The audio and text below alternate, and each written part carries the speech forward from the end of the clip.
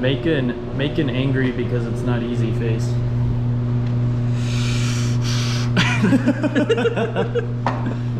Welcome to part 6 of the road to roadworthiness.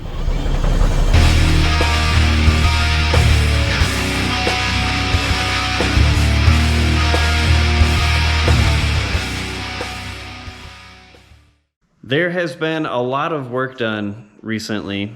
On the last episode, you saw a lot about what was going on with the electrical stuff, the wiring, the leaf springs was a whole debacle. That was a big thing.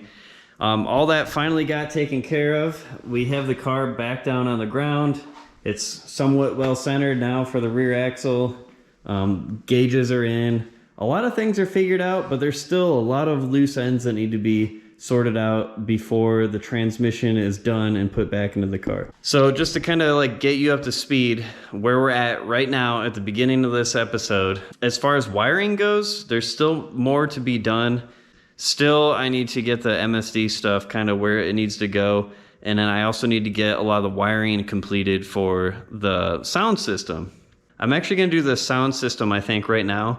I need to figure out how everything is going to get wired through the firewall. So that's kind of why I decided I want to actually get the sound system stuff done now, so I can get the power for that and all the MSD wiring stuff all through together in the firewall, and then kind of just, you know, let that part be done. So what that entails for the sound system is obviously the power. That's going to go to the battery, I believe. I'm going to find out for sure here in a minute. But I also need to get the wiring to all the actual speakers themselves and whatever else is in there. But I believe it's just wiring to the speakers and then whatever power sources I have to do. So it shouldn't be overly complicated, but since I said that, it's going to take me like 10 hours to do it. Beyond that, the wiring is pretty much done. Like once the MSD stuff is hooked up to where it needs to go, then it's all good. I still do need to do sensors and stuff for the actual gauges, which will be relatively easy. And then I think what I'm going to do after all that is done is I'm going to start piecing together the actual fenders and everything, putting things back together on that front.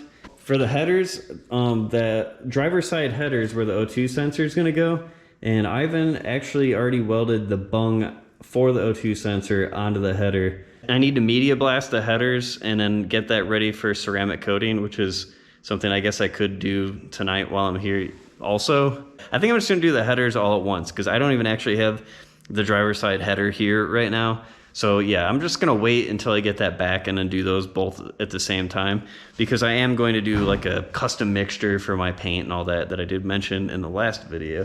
So I'm gonna get started on that wiring, I think, for the sound system. So let's dig into that.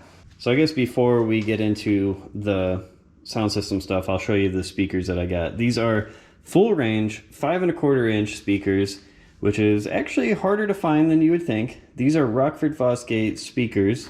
They're actually based out of Tempe, Arizona. Didn't know that. That's like 30 minutes from here. These are the T152 models. So there is a actual cover that goes over the top of this. This is the tweeter, so it can actually get that part of the sound spectrum. But it's got a nice big magnet on it compared to the factory one, which is almost non-existent. But these do bolt up right to the actual piece that goes into the door, so that shouldn't be an issue there, at least.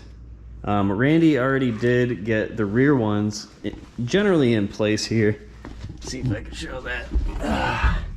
Yeah, so it has the cover on there already. I'm gonna actually have to figure out something with the panel that goes over the top of everything, the little cosmetic piece that goes there. I did have it all set up and I'm kind of just sitting there, but now that it has these covers on it, it kind of protrudes a little bit.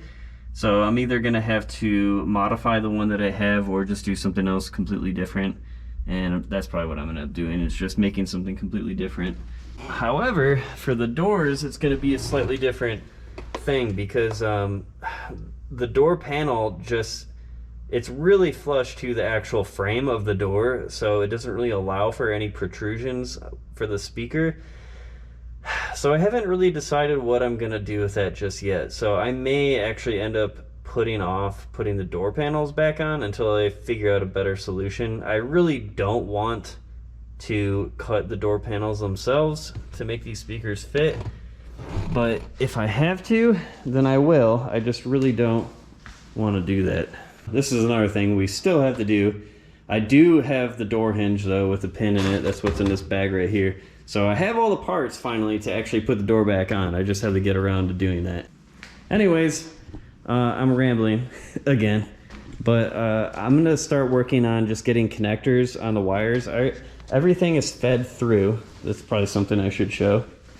Everything is fed through from the speakers in the back and the front here. Randy smartly ran all the wires on one side going up here. So the speaker from the back over there kind of meets up and comes over to the side here and then runs up, goes underneath the dash, and then everything is going to be put here in the center compartment area. There's no actual glove box on Javelins, 71 through 74 Javelins. They just have this compartment here. So that's where this is going to go. It's very small, Bluetooth amplifier. It says 500 watts, but I believe, let's see, maybe it says right here, 4-channel. It says 500 watt max power, but I think that that's at, what is it, 2 ohms? It's at 4, and I believe it's something like 250 or 200, which is still pretty good if you ask me. Anyhow, there's actually this color pairing, so you know what's what.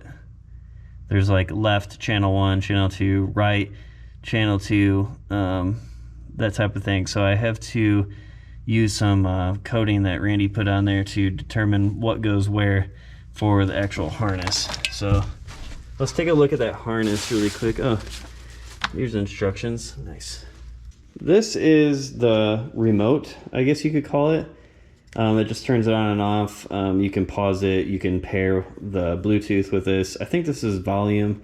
From what I've seen, people basically just turn this up all the way and then control the volume with your phone. So I will undoubtedly blast my own eardrums out with this a few times till I get a hang of that.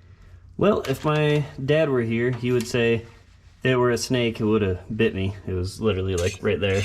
It just plugs into the actual amp here and a side, and then you use whatever you actually need to use for this. I'm not sure. I'm gonna have to look at all this, try to determine what I actually need. Actually, this should be it right here. Remote out. I don't think I need that. I'm not sure. Actually, that's probably for the actual remote. I'm not sure. I'm gonna look at all this. Oh, this is different. Okay. Anyways, you can kind of see that there's a little bit to this. It's not super difficult. I think most of it is just the actual speakers. This shouldn't be bad. I just gotta make sure I'm paying attention. So I'm gonna get off this goddamn GoPro.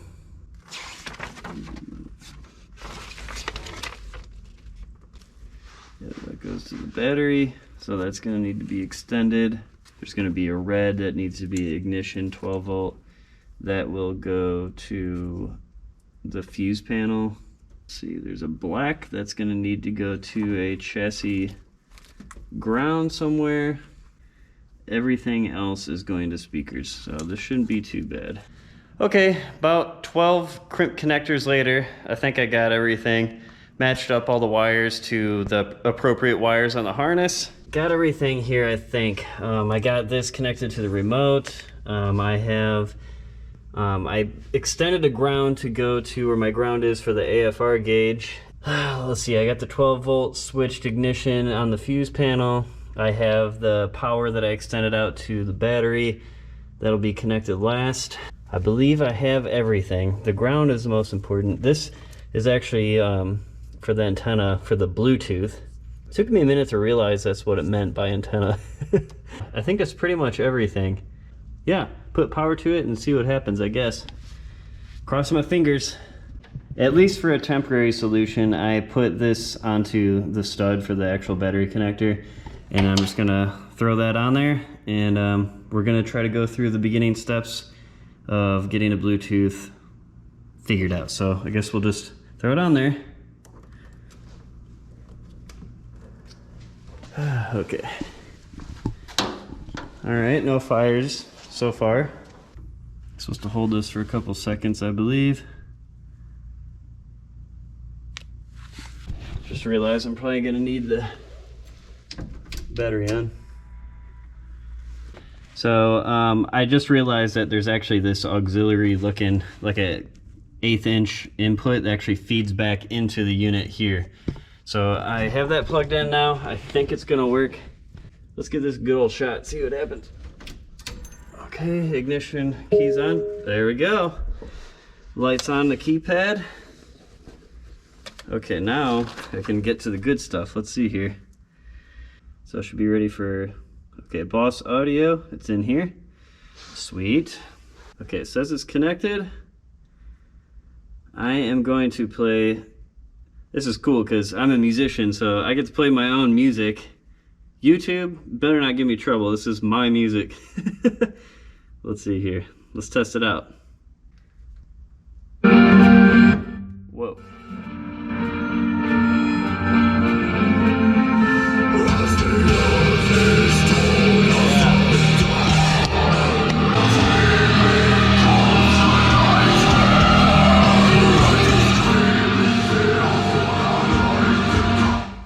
Dude, that's actually pretty loud. I want to make some adjustments. So one of the things that kind of sucks is you don't really have like onboard EQ settings. So if you want to be able to do that, you got to do that in whatever program you're actually using. So thankfully, Spotify actually has some EQ settings I discovered. So let me see if I can check that out really quick here.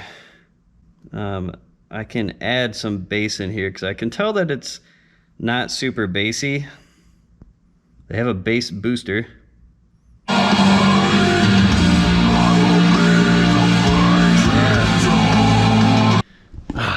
I just got done testing out some other music that I really like. Obviously can't play that on my channel. But dude, it sounds really good. I am really surprised. I don't know like what speakers some of these other people are using. I heard people complaining that it wasn't loud enough and that type of thing. But let me tell you, this is pretty damn loud. I mean, it's not the most bassy system in the world, but I knew it was gonna be like that because I'm using 5 1/4 inch speakers. But I have the trunk lid open. I don't even have a door here. I don't have like the speakers facing me and stuff in the doors. And it's loud. It's really loud. And like I said in the previous videos where I kind of like introduced this system, one of the really cool things is I get to keep the factory radio in there and stuff, and nobody can even tell that there's this aftermarket sound system. Now that I have it all installed and everything, I'm done for the night. I'm out of time pretty much. I'm gonna have to like put this all in there, tuck it in there, kind of make things look nice. Other than that, it's all wired up the way it's supposed to be. So I guess I was right. It was a pretty easy installation. Randy helped me out with the routing of the wires and everything, but yeah, super easy, sounds great. Really happy I did that. Making some progress here. I got the water temp sensor attached here in the front of the intake. This is the factory location for the sensor. This is a factory style of the actual sensor. I have the wire going to the gauges here. I did try turning on the gauges. Obviously, there's no water actually hitting the sensor, so I don't even know what's actually accurate right now. But when I do turn it on, it goes almost all the way to like, you know, 280 or something. So I'm thinking there might be a ground issue. The sensor that actually came with this is a slightly different style where it actually has a separate ground on it. So I'm thinking that I might be missing something here. So I'm gonna come back to that. I got way more stuff to worry about. Maybe you'll see a little bit of light coming through there. That's the new 1-inch hole that I made. I used one of these Hobo Freight grommets to kind of seal it up. It's in there, looks good. I'm gonna start putting a bunch of wires through there. First thing will be the power for the radio, since I already have that done. I'm gonna try to put like some of the bigger stuff through there first to make sure everything actually fits through, and then kind of like finalize it as I go. Now, I believe I have everything wired up. I'm not entirely sure. I do have power connected again. Let me make sure I have that correct, because I feel like, okay, here. There we go. Yeah, I don't have a dome light for some reason, which is odd. A little concerned about that. I might have killed the battery, I don't know. No, battery's good. Dome's just not working for some reason. MSD light is coming on. It's flashing. Not sure what that means. Flash, flash, flash, okay. Huh. Yeah, I don't know. I think I have everything wired up completely. For some reason, my dome light's not working, which is weird, but I'm gonna take a look at a couple things here. The only thing that I did do really that changed was I believe both of these are supposed to be going to the positive terminal, at least they were. And it says right here, from ignition key, original coil positive wire going to the red, which is what this is. So that should be correct. It's way too much wire on there. I kind of just have things wired up. I want to just kind of see if things are working before I get too crazy, but that's the only thing that I really changed. I don't know how any of that would affect the dome light. Seems odd. I'm not really sure. I guess I'm just tripping. Dome light's working. I don't know.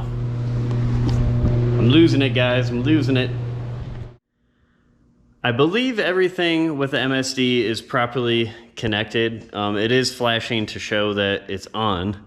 It's just I'm not really going to know if it's doing everything until I get the starter connected and all that, which I have to wait for the transmission to be done because it mounts to the transmission.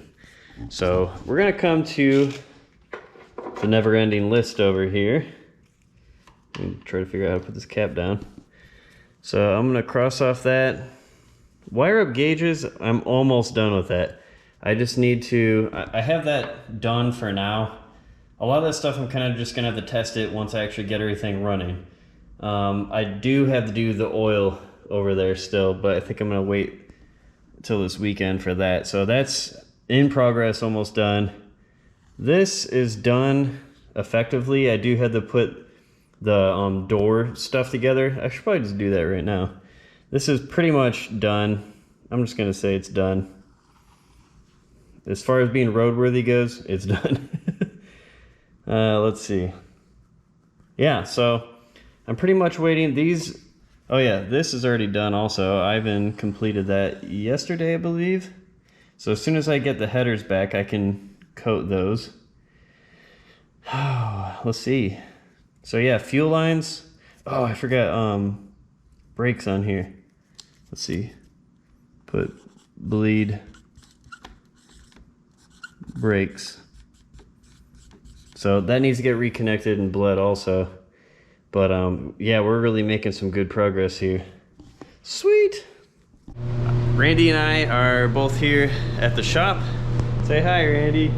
Hi, Randy. I'm just gonna make it a thing, like every time we say hi to you, I'm just like zooming on your face. I did that like 3 times in the last video. So today we have a few things that we're gonna try to take care of. This is some of the last stuff probably until the transmission that I'll need an extra person for. We're gonna try to put the door back onto the actual car. Ivan was able to put the pin in the lower hinge. Yeah, the lower hinge. The upper hinge is still on the actual car. I just need to put the pin in and stuff. So we're kind of gonna try to figure that whole thing out. I gotta make sure I have all the stuff first of all. But then after that, there's the fuel lines, which I come here and I say that I'm gonna do it pretty much every time, and then I don't do it. The brakes need to be connected on the axle. There's still some minor things for the gauges that I might do, like the actual oil pressure sending unit. So I might do that today. And then if I have time, or if I can't get to any of this other stuff, I'm probably gonna work on getting a lot of the front end back together. There's the grill that needs to go in. There's like a bunch of little pieces that support it and keep it up that I have up in the loft. And then the fenders, obviously, with the headlights and all that good stuff. So let's just get started here. This is part of the door hinge here. So let's see, get the spring with it. The spring is in the bag over here. I think it's probably down here with the rest of the junk. I know it's here somewhere. Yeah. Okay, so here's more door hinge hardware. Okay. We'll just follow Dane. Oh yeah, this one doesn't even have a hook on it anymore. Damn, let me get a close in on that knot hook. Whoa! There's no hook! You're gonna lose the shot. Hell yeah, the Harbor Freight Special. The one that everyone has. Yeah. Or has had two of. Pretty sure Because like the first one broke. 90% of the stuff that I bought is Harbor Freight. Because I'm always like, I'll just get this one for now and then get something better later. Yeah. Never get something better. I thought there was like a screw or something here. There's one right here. Get some. Man, I can start throwing away some boxes now that I know that I have most of the things I need. Yeah, this is a trip hazard everywhere. Yep. Sure is. Okay, so there's this panel, or this plate, that goes on the inside that's for adjusting kind of how the door sits. That's going to be a whole thing that I didn't even really think about until right now, because there's going to be a lot of adjustment that needs to happen. So there's a bolt that just goes in like that. This is supposed to kind of be able to move like this. And then that actually connects to this. And then this connects to what's up. Wait, and then there's, oh yeah, then there's a piece that's in the bag.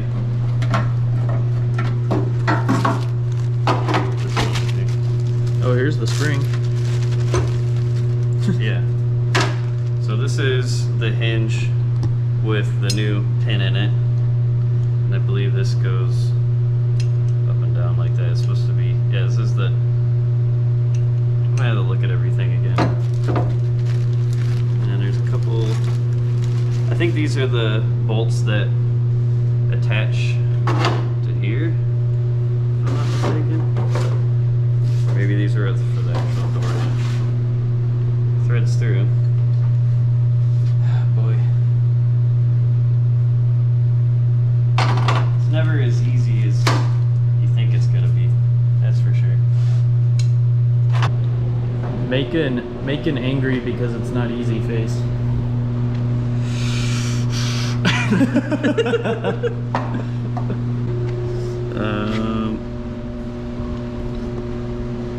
Oh, no? Yes? No? Gears turning in his head. Yep. I don't even know what I'm doing. It's gonna be interesting, guys. And this side actually goes.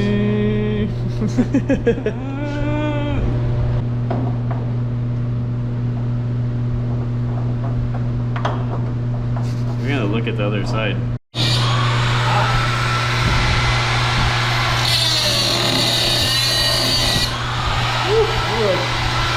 Sweater.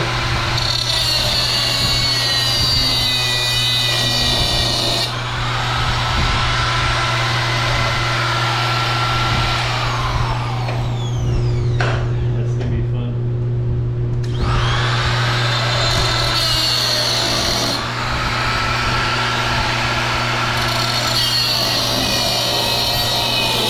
It's gonna catch my hair on I fire. felt one like hit me at the top of the head.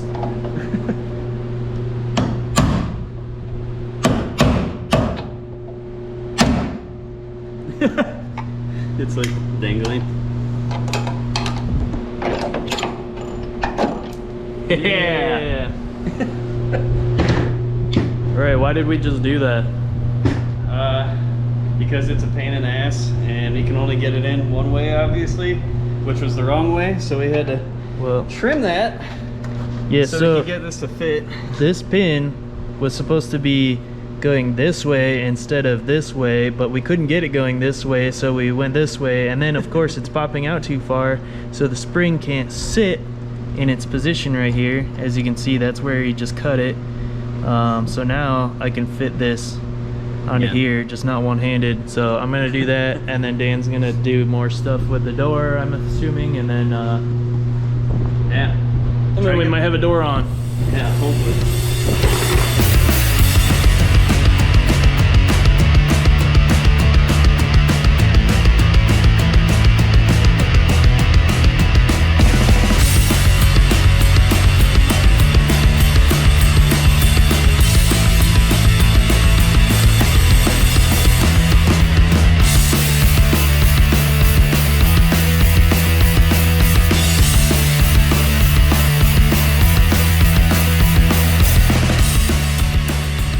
Alrighty, Randy and I did get the door back on, and we fought it quite a bit, tried to adjust it a lot, and well, it's just not really adjusting the way that I want to. As you can see, it actually looks, it's like inset here in the top, actually quite a bit. I think that, I think it's kind of just going out of adjustment a little bit. Not really sure what's going on with it, but we did have it up quite a bit here in the back, and I tried to tighten it down, and it ended up sagging back down anyways. So not entirely sure what to do with that just yet, but I was able to get the striker lined up with a latch, but for some reason the secondary latch doesn't really want to work very well. When you do get it shut, it doesn't really want to get back open. So I'm pretty much just letting the primary latch do its thing and then just leaving it alone. So I'm gonna just ignore this for now, because I really don't think there's anything else I can do besides ignore it. But Randy and I have been busy putting body panels back on the car.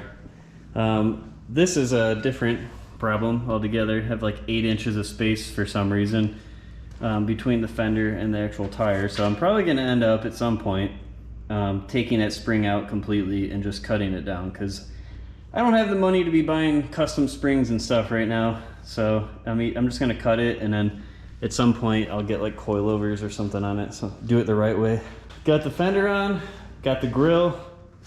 It's mostly on. There's still some like under pieces that need to go back together and all that stuff. Got one of the headlights in, got the other fender up. It's starting to look like a car again, guys. There's a couple little small things, like all these sheet metal screws look like crap, so I'm probably just going to replace those altogether. A lot of the stuff on here, the sheet metal screw size is weird. It's actually like they go by like numbers. It's basically gauges, I think. Not entirely sure, but these are 10s, I think, and or at least the new ones that I have are 10s, and I think that I need something like 11s or 12s. I don't even know if 11s exist.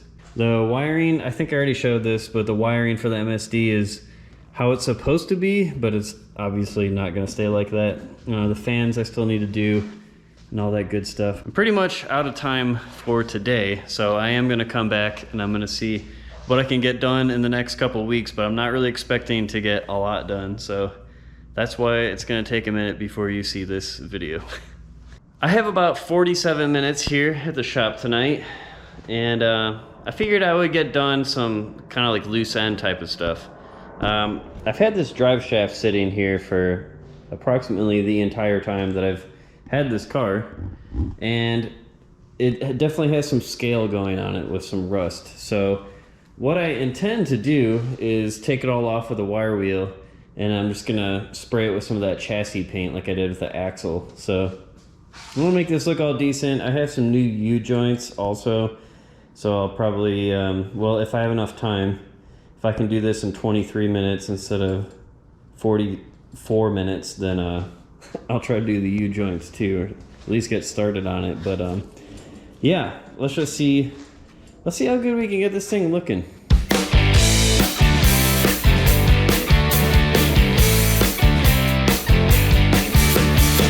Just remember that preparation, organization, and cleanliness Organization and cleanliness, go, never mind. Anyways, I ran out of battery power, so guess that was ended pretty short there. I basically just barely even started on this end of it here, and then I kind of try to get rid of some of the surface rust on the yoke here, but that's about it. I picked up some garbage, so there's less stuff on the floor. You guys should be proud of me. So I was having an issue where I couldn't figure out what to do with these carriage bolts to get them out. I think that it's just kind of wallowed out, or I don't really know what's going on with these exactly. It's supposed to be squared near the round end here to where it doesn't move, and then you can just take the nut off the other side.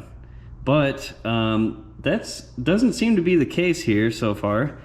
So what I ended up doing is I cut a notch in this with my grinder on these. I'm gonna try these few here first just to kind of see how everything works out, but I feel pretty good that I can keep it steady enough that I can break it loose with the socket. So I'm gonna give that a shot really quick. Okay, can confirm this technique does work. So if you guys have any of these stuck like I did, and you know you're gonna have to replace them, just do what I did. Cut a little notch on the top that you can put a flathead in there, hold it still, and then with the bottom you can just take it the rest of the way out. So that's what I did. I'm gonna have to buy some new ones. As you can see here, the caged part of it that I was talking about, I'm not really sure what the correct term is for that, the squared off spot by the round part. It's very shallow, and mine's pretty corroded too. So I mean, every part of this is pretty corroded, so it's not really going to be holding still for you very well. So I'm going to buy some new ones of these probably as soon as I can, but I'm just going to take off the rest now. So at least now I can get to where I can media blast these, take these bumperettes off, and clean up everything and make it look nice. So I got these out. I had to do some creative grinding on this one. It did not want to come out, and now all three of these are not being very agreeable either. So I already cut notches in the top of them so I could hold it with a flathead, but as you probably know, holding things with a flathead doesn't really hold a whole lot of torque. So these are still pretty frozen up, at least to that point on the threads, so I'm going to let them soak with some of this stuff. This deep creep stuff, it's serious, guys. So I have this one off. I'm debating on whether I should clean it now or just wait until I can do all this all at once. So I'll probably just be lazy and wait until I can do it all at once, if you can call that lazy. This bumper is also very crooked. I'm trying to remember which side it actually got hit on. I think it was the passenger side. It looked like it was pushed in like approximately here, maybe? Somewhere. It's hard to tell just by looking at it. I had to kind of look at some of the older pictures with everything on to kind of see where it was bent. So I'm not really sure what I'm gonna be able to do about that exactly. I might be able to just kind of like stand on it. Maybe I can find another fat guy to stand on the other side or something. I have about 30 minutes. So the drill battery's been charging. I actually do have all the air set up for it. I hate air tools. Is that weird? I don't know. I don't like air tools very much. I think I'm gonna just do the rest of the de-rustifying on that drive shaft, and yeah, let that sit, let that do its thing, and that'll be pretty much it for tonight. So I decided to take apart this whole U-joint, and that would just help me kind of clean up these ends better. It has to be taken apart anyways, so I'm gonna go ahead and do that. I have the impact socket here ready.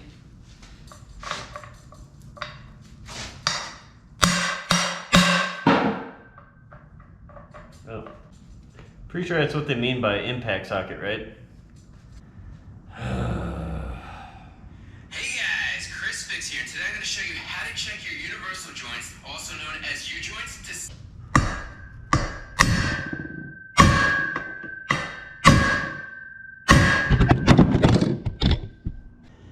Okay, about half an hour of beating the crap out of this thing.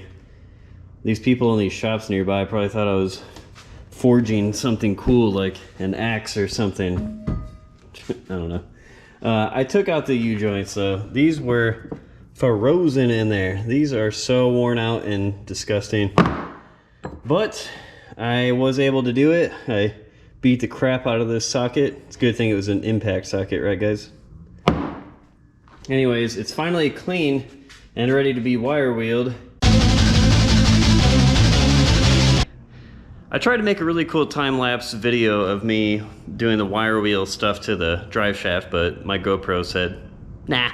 So that didn't happen, but I did get it really clean of all the surface rust. It's actually a lot better than I thought it was gonna be. I was kind of worried on how deep that rust actually went, and it was really, truly surface rust. So that ended up working out pretty nicely for me. So the next step is gonna be kind of just cleaning this up and getting it ready for paint. So what I'm actually gonna do is I'm gonna get some microfiber towels, and I have some simple green, and I think I'm just gonna wipe it off really good with that.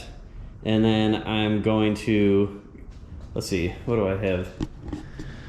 I have some paint prep stuff somewhere that I'll probably use to kind of just clean it off, get all that like cleaning residue and that type of stuff off. And then when that's done, I actually have some metal prep from POR 15, and that'll get it nice and ready for the chassis paint, which I think I have, and I still need to check to see if I have that too. I decided to just go straight for the paint prep stuff. This is it. It's multi-purpose foaming prep cleaner. Works pretty good. You can actually see the rust like coming up. This stuff, it kind of like fizzles in there, foams, whatever, and then it just brings everything up to where you can just wipe it off, and then it's usually decently clean. So just give it a good wipe here.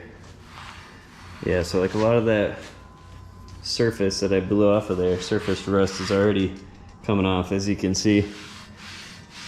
I really like this cleaner, and I've used it on a lot of stuff, and it so far hasn't failed me. Now that everything is decently clean, I am going to just let this dry a little bit. It's already dry to the touch right now, but I kind of want to make sure that deeper down in the pores, it's actually dry the way that I want it to be. This is the chassis paint that I have. I've used this, I spray bombed the trunk with this. I used this on the entire axle, if you haven't seen that video. It's just a one stage thing. You just spray it on and you're done. You don't need primer, you don't need clear coat. You don't need any of that. I mean, it is just a drive shaft. Literally no one is gonna see this unless, you know, something really bad happens. It will look really good. So I'm gonna spray that, and I'm gonna show you guys what that looks like really quick.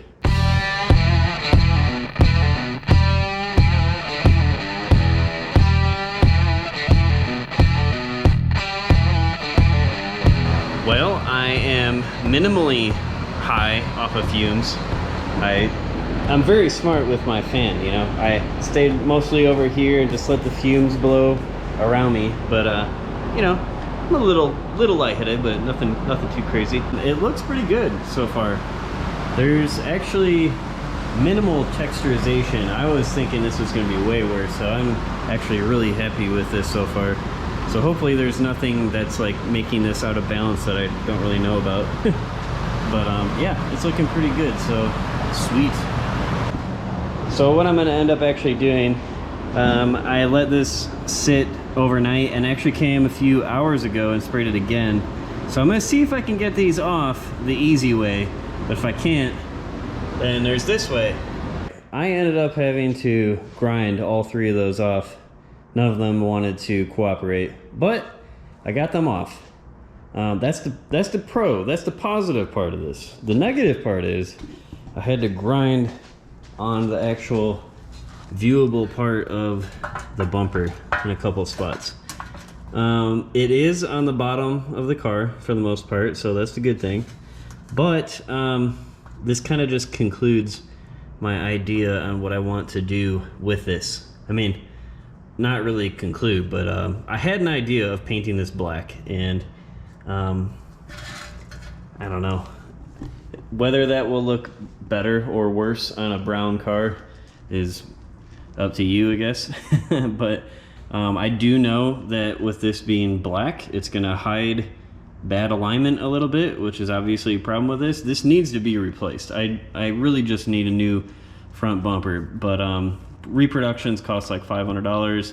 I have pretty much no money left right now, so I'm trying to do whatever I can to scrounge this together and just get it roadworthy. I'm not worried about the cosmetics so much. I am going to leave the bumperettes off, at least for now. Those are actually kind of rotted anyways on the bottom where they attach, so they're probably not really any good anymore. I guess maybe somebody could use them if they need them in a pinch, so maybe just hit me up if you're interested in those.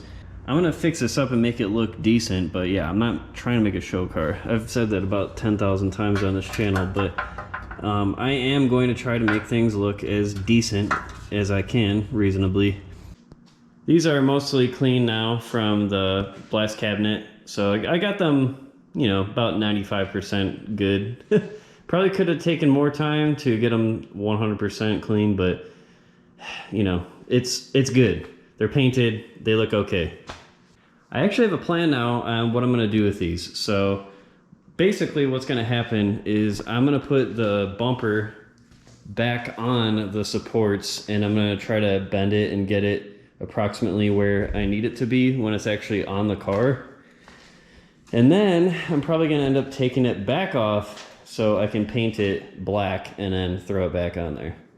It's been a few weeks since I recorded that last little bit there, and I'm back wearing the cool Faster and Louder Shambler t-shirt, which you should totally buy. I am back finally in the shop though, and trying to get some more stuff done today. Ivan's supposed to drop by for a few hours. I have done a couple small things here and there, nothing really major. In the past few weeks, I was able to clean the windshield, and it actually looks pretty good. You can see out of it, so that's always a plus. There's a couple little scuffs and whatnot here and there just from over the years. I think it looks like maybe the windshield wipers kind of scuffed up here or something. I cleaned out the inside of the car, vacuumed, got a lot of tools out. The rest of the shop is still pretty messy, so I'll probably clean up a little bit before Ivan gets here. I still need to wire the fans for the radiator. I think I already mentioned this, but I have all the MSD stuff basically wired up. It's a mess, but it's there and it's wired up. There's several things I still need to do, like with sensors for the gauges and all that. I've really been putting that off. I got the freshly painted bumper supports back on, and as you can see, the bumper is on and it's not painted like I was hoping. I did try to straighten out everything as best as I could without the bumper actually being on. It's arguable whether I actually did anything to help at all or not. This side fits pretty close to what it's supposed to look like from the factory, which wasn't really great to begin with, but it is decent, and then this side is just pretty bad. Once I got it apart, I could tell where the actual damage happened. It actually looks like it bumped into the bumperette and it kind of like pushed it in here. So it's still technically right in the middle, but it's caved in here right in the middle. So in order to get this right, you'd have to bend this out, I believe, and kind of try to like push this side back. And I tried to do a couple things, like with this wood block, I propped it up there and tried to like bend it up because it is bent down a little bit, it seems also. So I tried to bend it back up, try to push it back, and there's really not a lot you can do without the proper equipment, I'm thinking. So that was kind of a wash, but it is on there. I do have some more bolts, some more hardware that could go on, but I'm just gonna kind of not worry about this for the time being. I do have this original front chin spoiler. It's not really fitting correctly because the bumper is not on correctly, or not fitting very well. So there's that, but this is broken anyways. There's a piece that is supposed to go back. As you can see, it's kind of broken. Well, hopefully you can see that. It's kind of dark. And it's supposed to connect in there kind of to that piece where those two bolts are. I'll just show you the other side. Yeah, you can see where it kind of comes back like this. That's what it's supposed to do on the other side. I have it held together with zip ties and a couple assorted screws that I found in packages or whatever. So it's there. I don't know how secure it is, but hopefully secure enough that when you're on the highway it doesn't just fly off. But that's what I did in the past like couple weeks. And I was trying to get the U-joints in my drive shaft. So the drive shaft, as you already saw, is all painted and everything. And I got this side in there okay. And then I was starting to do the other side.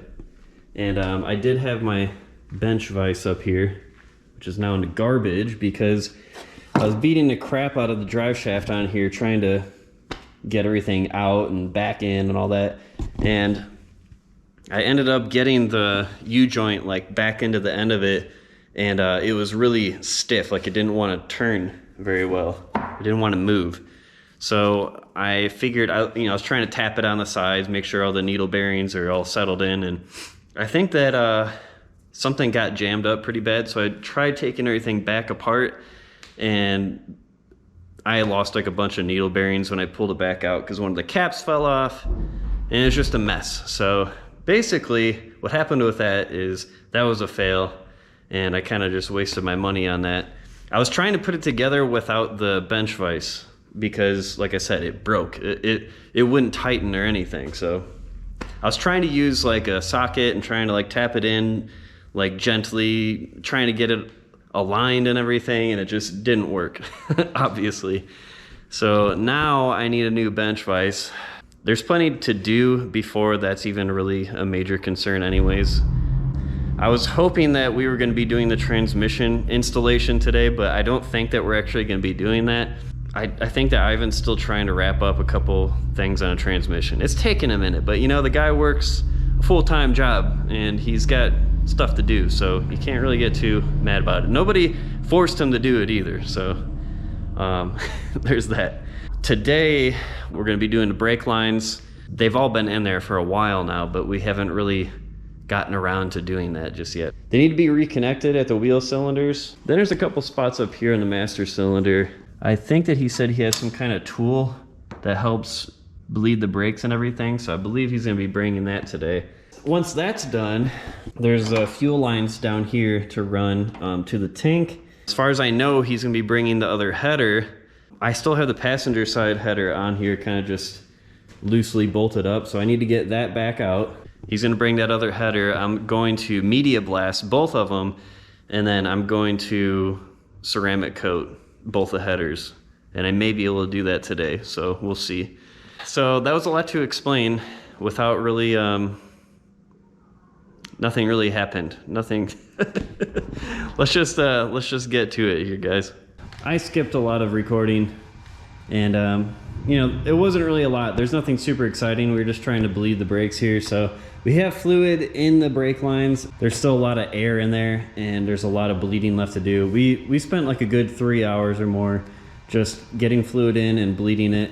I took the rear wheel off because I wanted to see if the shoes were moving at all, and they're not. There's just too much air in the system, I think.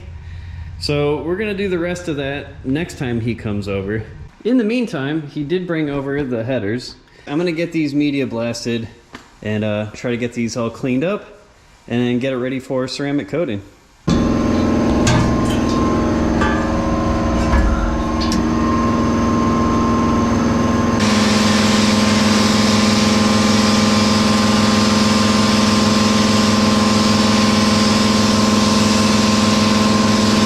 One header is done. Took me like an hour and a half, maybe 2 hours. Not really sure why this took so long, but that one's done. There's a little bit of paint left here and there, but it's brought down enough that the ceramic coating will stick pretty good. So I'm gonna let that ride. Now I just have one more to do. So just another 2 hours maybe, and I'll finally be done with these. And then I can actually do the ceramic coating. So this is a project. As you can see, I shaved off the scruff. This is what I actually look like. Pretty weird, right? Anyways, Randy's actually coming over. He's gonna help me get the headers over here onto the car. It's been like really spotty on getting stuff done on the car, guys. I don't even know what I've actually shown you guys already. Like the grill, bumpers on, fenders are on. There's just a lot of stuff that I'm slowly taking care of and getting ready. Last night, I actually wired up the fans here, so I got them tucked in and kind of put together in this here, and then I got the relay stuff all set up. I mean, it's not super neat. Like I have this white wire going to the sensor. I need to figure out a way to kind of make that look better. What I'm here to do right now is try to get a lot of this wiring nicer before Randy gets here. We have tested everything with the MSD and the ignition and everything, so it does work. We used a test light. You can hear the starter click, or the solenoid click. So all that's good. Now that I've confirmed that it's good, I feel a lot better actually, you know, going through the process of making everything look nice rather than, you know, making it look nice and then everything's wrong and I had to undo all of it. So now I can get to it. All right, Randy and I, Randy's over here. Yeah, we got some more special effects from the documentary next door. That has to be blasted for some reason. Anywho, we got the headers in. They actually look pretty cool. We had some trouble with the driver's side. We tried to use a Remflex gasket. It got squished a couple times, and we ended up using the one that comes with the headers. So hopefully that'll hold up okay. There's a couple little spots that got scuffed just trying to get it in here, but overall, things look pretty good. And pretty happy with it. Later, I'm gonna come back and I'm gonna tighten these down really good and then just continue on some more of the smaller things that I've been working on, which you may have seen when I flashed over here. I know you can't help but notice my great organizational skills. Not. I have a couple of these, they're like factory style metal loops that hold it up. I actually didn't really want to, but I drilled a new hole for this loop right here. It's not super neat. I'm gonna do some more to kind of make this look a little bit better. I'm just gonna kind of do that as I go. I need to figure out how to get these mounted up here properly. Yeah, that's pretty much it for now. So I'll come back here later today maybe. Throughout the week, I had a little bit of time to come over here and try to get the headers the rest of the way in, which was literally just bolting them in. And of course, you can't do anything on this car without having a problem somehow. So I have one bolt that is near the middle on the driver's side. It's the, like where the two primary tubes are together, it's on the back side. And for some reason, it doesn't want to thread all the way in. I took the bolt out just to look at it, and a bolt itself looks okay. That's not to say that it's not cross-threaded in the head or something, but I actually think that the head of the bolt is hitting the primary tube itself. So the only real way to fix that for sure would be to take it out, beat the crap out of it, check the threads in the head and all that stuff. And honestly, it's in there tight-ish. I don't know if there's going to be an exhaust leak or whatever, but I really don't give a crap right now. And then a similar issue on the passenger side. This side was a lot easier to access the bolts and everything, so this side wasn't nearly as much of a pain. The only issue I'm running into on this is the bolt on the back that's in between the primary tube and the firewall. And it's basically impossible to get good leverage on it, especially if it's turned just a little bit. Like I can't get a socket on there. I can't get the closed end of the wrench on there. It's just a real pain. So maybe once my temper on that comes down a little bit, I'll look at it again. But I need to kind of revisit my wiring here a little bit, make sure I have things more how I want it. I'm probably going to put the spark plugs back in. I'm going to do some more tidying of the wiring over here.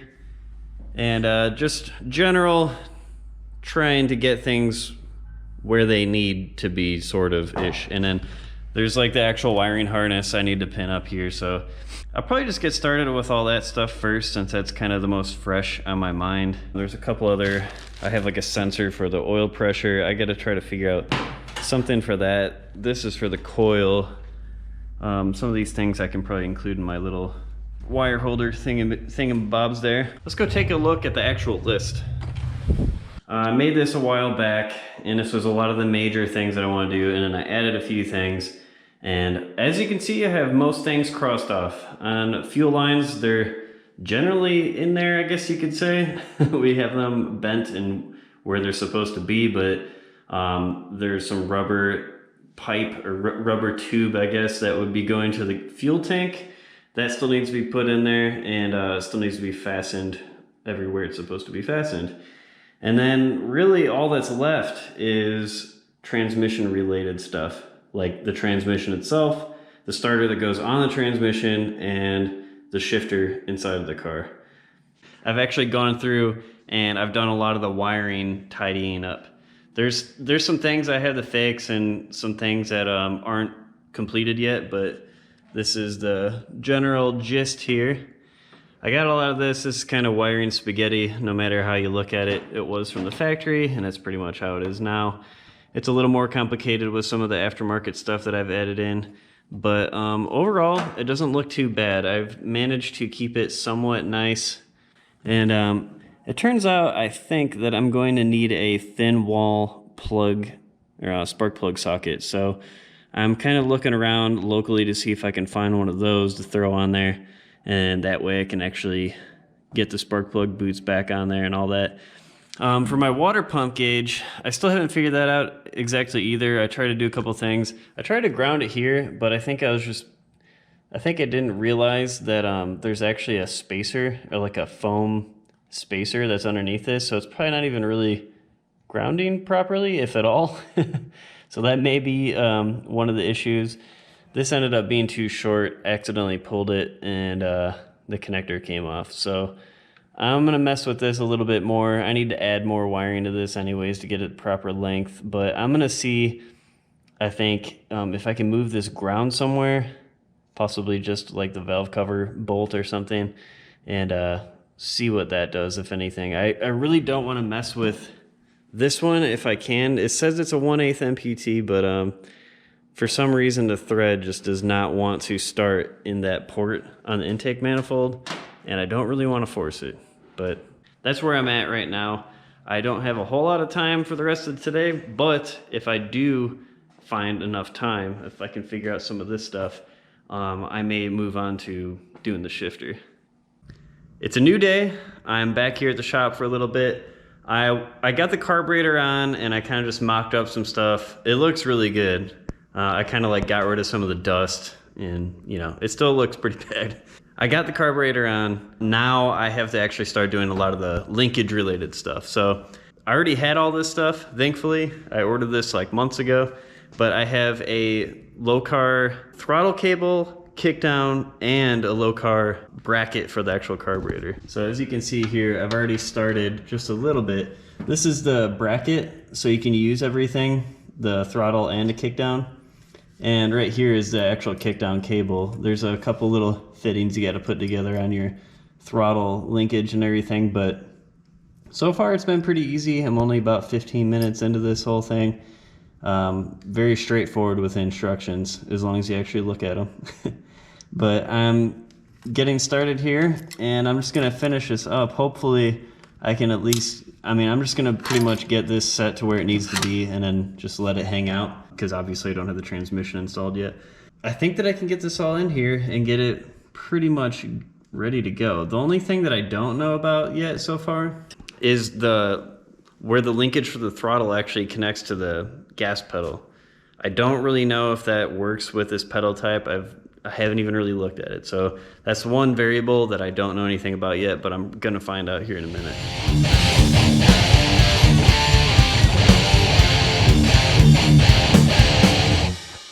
It actually took me a minute to get that kickdown on there, but I did end up figuring it out pretty easily, all things considered. I did put the throttle cable on afterwards as well, and that one took a little bit more modification so far. I had to do a little bit of trimming to make it the right length and everything, but I do have it on there. I don't know if you can see. There we go. The cable actually did start to like unwind a little bit, which I don't think it's supposed to. They said that there's like one type of cable where you definitely want to have the ferrule in the right place and all that. And the one that I have, you're supposed to take it off completely. I didn't do that, but it's still unwound a little bit. I got it wound back enough that I was able to get everything in there. It just looks kind of weird. The biggest difference though, the biggest thing that was a pain in the ass was there's a little piece I'm about to show you. It's on the lever for the pedal where it actually pulls the cable like through the firewall for the linkage. And there's a little tiny plastic piece that's on the original one that you basically need to take the clevis, I don't know how you pronounce that. You're supposed to take it off of the low-car linkage, and you're supposed to take your original plastic piece on there, and you have to like do a couple things to actually get to the point where you can take the old one off and put that plastic piece back on. But the plastic piece that I had was broken, so I couldn't use it, and the only way I could actually do that, use the original, would be to buy an entire new throttle linkage. So I didn't want to buy like $20-$30 linkage just for a tiny little nickel piece of plastic. So I did some scouring on the internet to try to find a good solution, and this is what I came up with. So let me get down in there and show you. You're not gonna find this trick anywhere else on the interwebs, especially for a Javelin. Hold on. I don't know if you can see that right there, but that is a 4mm socket that is basically going into the circular, like the hole for the pedal. What it's ultimately doing is eliminating that slot at the top of the pedal, because if you had something that would hold in that ball, but it still had that slot in the top, it could still fall out of the top of the assembly pretty easily. So that socket prevents it from doing that. And the ball that's on the end of the actual cable from the low car linkage is big enough that it won't fit through the small side of the socket. And what keeps it in place is actually the tension of the cable itself. So if you're looking for a solution, if you have the low car cable and you don't want to buy the like $200 plus pedal from low car, that's pretty much one of your only options. Either that, or like I was saying, you could buy the $30 original linkage and do it that way, but I just thought that it was stupid when I could just use a small socket that I already have. It just makes way more sense to me. Beyond that, there's a small, like the place where it originally goes through the firewall, it's kind of hard to see. It's rectangular, and it's just small enough that you could probably use all the existing hardware without having to add anything. It just leaves like some, like, it doesn't really seal the hole properly, because you're putting a small roundish, like a hex fitting over a square opening in the firewall, and there's a little bit of, there's a little bit of light that gets through there. So I ended up just getting a washer that's decent sized. You can see it down in there. There's a washer around it, the black fitting there, and that just kind of helps it fasten to the firewall a little bit better. I did that on both sides just to make sure it's on there nicely. I also did figure out the routing, or at least temporarily. I have the O2 sensor wiring coming up back here, up along the firewall. You can't really see it. It comes up on the outside of the steering shaft right there, and it comes right here. And then I have the wiring going to the actual gauge. It's kind of just rolled up and taped up for now, because it's like 8 feet of wiring I don't really know what to do with. And then that just goes straight inside to the actual gauge on the cluster. What I'm going to focus on right now is getting the shifter in more permanently, which means getting the B&M kit connected to the actual shifter on the bottom part of it, and it's just basically going to dangle through the bottom of the car. And then there's a light that I need to figure out too, because there's a light that originally goes to the factory shifter, so you can actually see what gear you're in or whatever at night. And I don't really understand the wiring for that completely, and a bulb might also be bad. So I might actually have to look into what that bulb is first, so I can save myself some trouble. I don't know. Or I can just ignore it completely, because there's a brand new bulb that's in the shifter. I forgot. So I should just be able to wire that and then wire the ground to it, and I should be good for that. So I'm gonna get started on that. All right, so I have the B&M shifter cable installed. The directions don't really show how you're supposed to do this exactly, but I figured it out. There's just a pin that's on this, there's a, what do you call this, cotter pin that's on this, well, pin that's coming out of the actual shifter linkage, I guess you call it. And you're supposed to loop your B&M cable around that, put the cotter pin back on, and then you slide your cable in the slots here in the front of the shifter, bolted on there with some of your own hardware, and you're good to go for that. But I was in the process of trying to wire up power to the LED that comes with it, and I remember that I broke something. Couldn't remember what exactly, but it looks like one of the sides came pretty much completely out. There is a tiny little bit of wire left on there though, so I'm trying to solder wire back on it if this thing would ever get hot. Once those things are taken care of though, I should be able to place everything back down. There is the momentary switch that could also be wired, but I don't really have any point or anything really to wire it to, so I'm just not even gonna worry about that right now. I think that it's getting pretty close, and I'm actually gonna have this in there, so making some progress.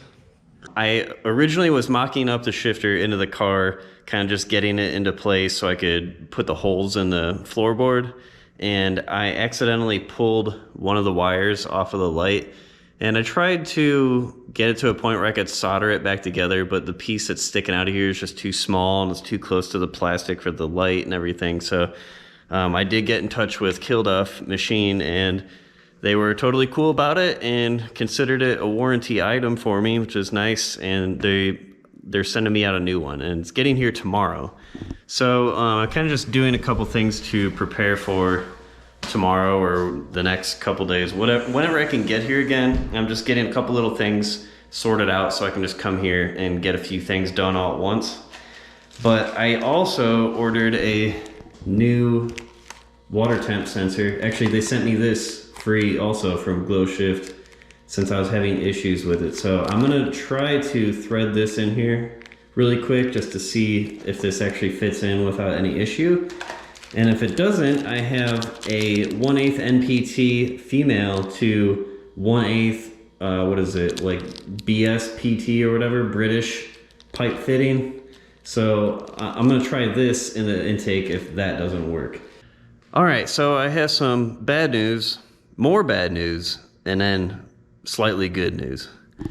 So the bad news, first bad news, is that this also doesn't thread into that port. For some reason, I can't get it started enough to actually get it to start threading. Like, it gets tight kind of, but it's not actually to the point where I can start tightening it. I'll put a wrench on here and it just kind of pops off. The other bad thing here is that, oh, I get the right sensor. This is the fitting that I was talking about. That's a 1/8 NPT to 1/8 BSPT or whatever. This sensor actually is too long to thread into the fitting, unfortunately. So that's pretty much useless. But I did take this fitting though, and I tried to thread it into the intake, and this actually does thread into the intake. So I'm about 99% sure now that it is 1/8 BSPT for some reason. This intake may have been retapped at some point or something like that.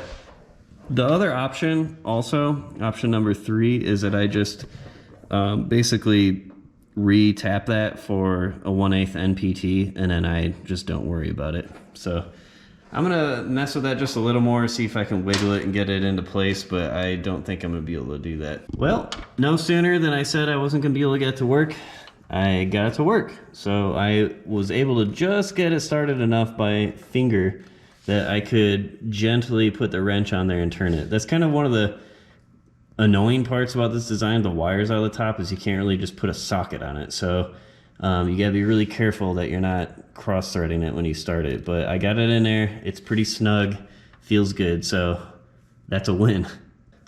I now have the wiring going from the water temp sensor back into the car, and I have the ground going to a valve cover bolt right here. So hopefully that'll work. I guess this is the moment of truth. We go in here and see the water temp gauge, and if it shows 0, then we should be good. So. Okay, cool. Is it 0? Oil pressure is at 0. That's the Bluetooth making it sounds. And this is the wideband, the AFR gauge, and it's not able to calibrate because it's not running, but generally when it's running, it like does its little thing and figures out where you're at. And obviously it's not going to be able to do that, but these are showing correct now, so Awesome, I'm finally done with the water temp gauge. God, that thing just fought me every step of the way. So I'm really happy that that's done. Here is the newly updated list of things to do, the ever-growing list, the ever-changing list. This will hopefully be the last list I make before this thing is actually running and driving. I am gonna get that shifter installed, and then I think that's gonna be it for part 6 of the road to roadworthiness. I just wanted to really quickly show you what I'm talking about when I'm saying I'm doing a lot of small stuff. And I think you kind of have a gist of what I'm talking about, but like this is the LED light for the shifter that I got sent to me as a warranty item, which was cool. Thanks again, Killed Up. Good job. And I ordered some thin wall construction spark plug sockets. I can't really tell if they're actually any thinner than normal, but I'm about to find out. I just think it's funny that companies can charge you more for less material on a lot of stuff. I don't know, it's just funny. Another thing that I was gonna check out really quick, I'm kind of just stopping by, but another thing that I wanted to see is I was gonna see if I have the bolts where the bell housing bolts, because that's kind of important if you want to install a transmission. So I'm gonna look for those really quick. I'm gonna test this out, see if it actually works, but that's about it. Quick update really quick before I leave, because I just figured this out. If you are an AMC guy with Edelbrock heads and possibly headers, you're probably going to want to know this. So if you want to get a thin wall construction socket, which one looks like the thin wall construction socket here? Your guess is as good as mine, because I haven't even looked at this right now. If I had to guess, this one might be a little bit thinner. That's supposed to be the one that's the thin wall, but I can't tell. I mean, honestly, they look exactly the same. If there is any additional clearance afforded with this supposed thin wall construction, I can't even tell. I just measured the difference between these. This is 0.07. This is 0.06. So the thin wall is 1/100th more narrow than this one, which I really think what the problem here is the header flange is basically shrouding just a little bit of the hole to get it down in there. It's very disappointing, because I've put a lot of work into getting these to fit already, and had I known that I can't even get the spark plugs in and out, then I would have done something about that, I guess, in the first place. But my mind wasn't really so much on whether the spark plugs would fit. It just seems like such a horrible oversight. I'm not surprised, but at the same time, I'm not happy. I did figure out what to do with the spark plugs and all that. So I can't find it right now, like most things in my shop. But what I ended up doing was grinding down my spark plug socket like really thin so I could actually get into the cylinder heads. The spark plug placement, I guess, is just, whoops, almost dropping stuff here. The spark plug placement is just slightly different on the Edelbrock heads than factory. So you gotta do some stuff to get a socket in there. Like the hole that it's recessed into is smaller, so you gotta use a smaller spark plug, which I was doing already. But it took a little bit of fighting, and I finally got it. Then I moved on to my shifter. Let me turn the light on here. So you can see this is back in the car. This time it's bolted up. I have the faceplate on there just for looks right now. But I have everything in here. I was really getting caught up on the cable that comes out of the front here, but I actually managed to get this in here correctly and like underneath here. It's just I had to like take the cable back off the shifter and then kind of like put it down like this, like the shifter down like that, and then reattach it underneath, and you know, all that good stuff. So the next thing I actually have to do is I'm gonna feed this kind of like underneath here so you can't really see it, and I'm gonna pop a little hole here way up by the firewall, and I'm gonna make it so it can come back down and then go from the front to the actual shift or the gear selector on the transmission. So that will be the next part. I do have the light wired up for the actual shifter, so I'll turn this off really quick. So I did get the green lights to match the dash. Oh, that seems like harder to say than it should be. But I got it in there. It looks super freaking cool. I'm really happy about it. I was thinking I was gonna have to put the shifter in here by itself and like move it back and all this crazy stuff, but I ended up being able to figure out everything, and I'm pretty happy with it. I do have to take the faceplate back off though and get the front bolts tight the rest of the way, but I just need somebody else here to like literally hold on to the wrench. I can't like anchor it anywhere. I was able to do the back ones, but just not the front ones. I was worried that that was going to be a lot more difficult than it ended up being. Thankfully, it's not very common that that happens, as you can see with the spark plugs and whatever. I really don't have a lot left to do. This is a speedometer cable. Pretty sure I've showed that a couple times. I did some research, and this is actually supposed to be a purple wire, I believe, and this is either originally for the water temp gauge, or this is for the oil pump, or yeah, oil pump, like for the oil pressure. It's one of the two.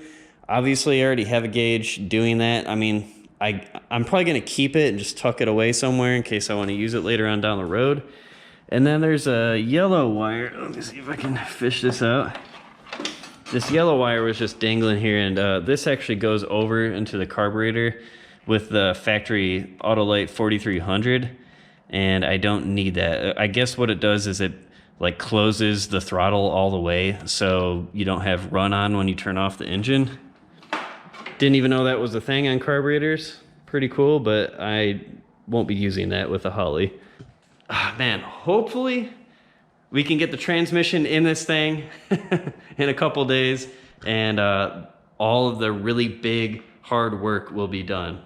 I'm crossing my fingers, but next time you watch Faster and Louder, I want this thing running. So next episode, I don't care if it takes 2 months to make the next episode, but the next episode, this thing's gonna be running. Mark my words. If you guys like watching Faster and Louder, you've been following along on this whole build, I really appreciate the support. We're over 1,000 subscribers now. If you would like to further support the channel, please buy the t-shirt that I have available on the shop. I'll put that in the description. Just thanks a lot, guys. If you like this video, please like it, share it, subscribe. Catch you on the next one. Later.